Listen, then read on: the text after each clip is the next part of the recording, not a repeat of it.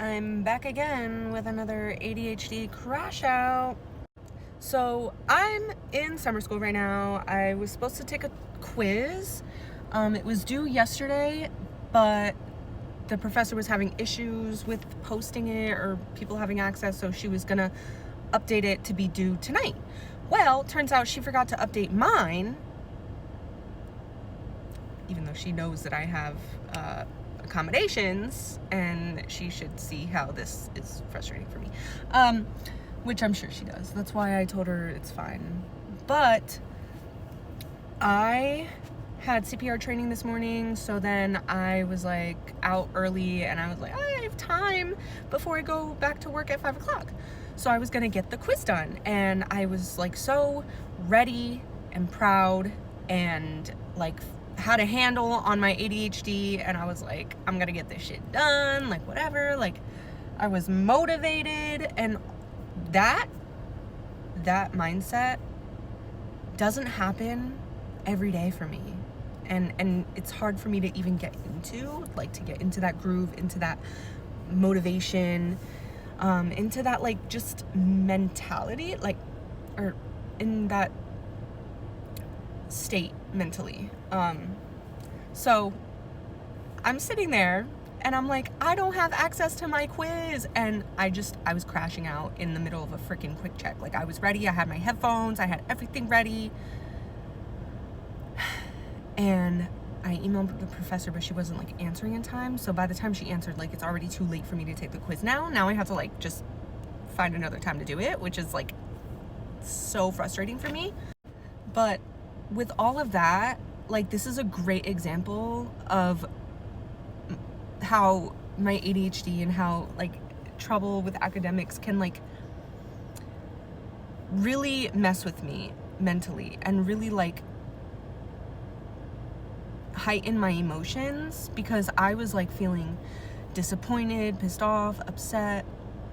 Like I wasted my time and energy, but it's also like this like feeling of like doom, of like, oh my God, like I was ready and now I have to do it again. I have to get ready again. Like I guess it's like impending doom, like of like, oh my God, like there's nothing I can do right now.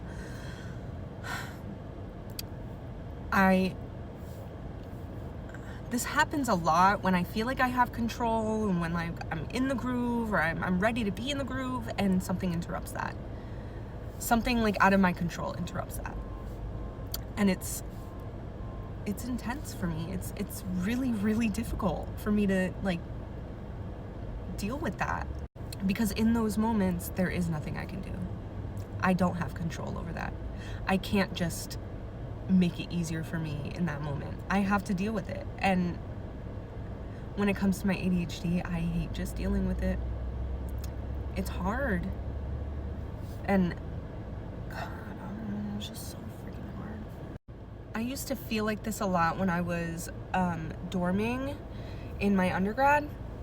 So I like when I would have roommates or suite mates being too loud, or like enjoying themselves while I'm over here trying to do my work. Some of them would even disregard when I would politely ask them to please like tone it down or whatever, like I'm trying to do my work. But they didn't understand the like how important that was for me, like the depth of that like request. Because if I'm in the groove and you mess that up, it's possible that I won't get back in that groove.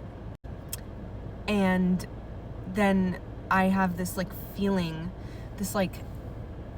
in my chest and in my throat that there's nothing I can do, and that I can't get mad at them. So where do I direct this pain and frustration? There's nowhere to direct it. And so that's why it comes out in tears, because like it's no one else's fault, and it's not like it's my fault either. So it's like, what do you do with this?